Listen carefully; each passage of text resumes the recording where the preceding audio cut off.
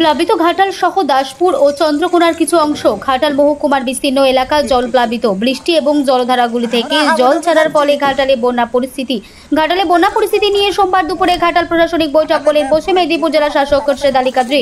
বৈঠকে ছিলেন ঘাটালের মহকুমা শাসক সুমন বিশ্বাস, বিভিন্ন দপ্তরের আধিকারিক এবং জনপ্রতিনিধিরা।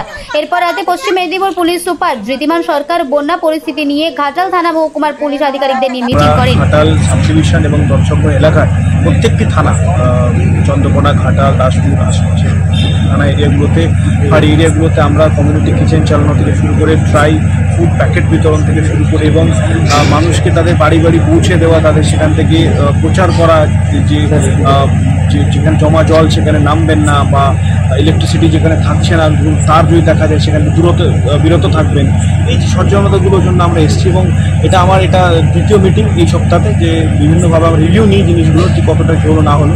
আমরা কমিউনিটি কিচেন যেগুলো চলছে, আমাদের সাব ডিভিশনে 21টা কমিউনিটি কিচেন চলছে। আপনারা জানেন যে আমাদের জেলার বিভিন্ন প্রান্তে পুলিশ নৌকা নিয়ে গিয়েও সেখানে খাবার পৌঁছে দিচ্ছে, যারা আমাদের বন্যা দুর্গত যে নিচু যে এরিয়াগুলো আছে।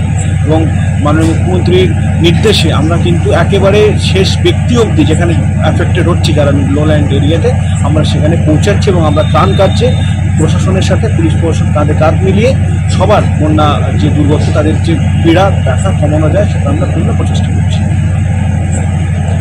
জেলা পুলিশ কি আলাদাভাবে কোনো করছে, মানে জেলা পুলিশ প্রশাসন একসাথে কাজ করছে। আমাদের পুলিশের তরফ থেকে বিভিন্ন জায়গায় আমরা নজরদারি রাখছি, সেখানে জলস্তর বৃদ্ধি থেকে শুরু করে যেখানে মানুষের গেলে সমস্যা হতে পারে, জমা জল হতে পারে বাচ্চারা সেখানে খেলতে যাচ্ছে বা মাছ ধরতে যাচ্ছে, এই যে হঠাৎ করে জমা জলে যে উৎসুকতা দেখা যায় সেটা আমরা প্রতিহত করার জন্য মাইকিংয়ের ব্যবস্থা আমাদের আছে। আমরা সিভিকদের তরফ দিয়ে বিভিন্ন জায়গায় ফেসবুক, সোশ্যাল মিডিয়ার মাধ্যমে, আপনারা জানেন যে আমাদের জেলা পুলিশের সোশ্যাল মিডিয়ার মাধ্যমে প্রচার চালাচ্ছে এগুলো, যাতে তারা না যায় সেগুলোতে এবং কোনো রকম সন্ধিহান জিনিস থেকে তারা বিরত থাকে।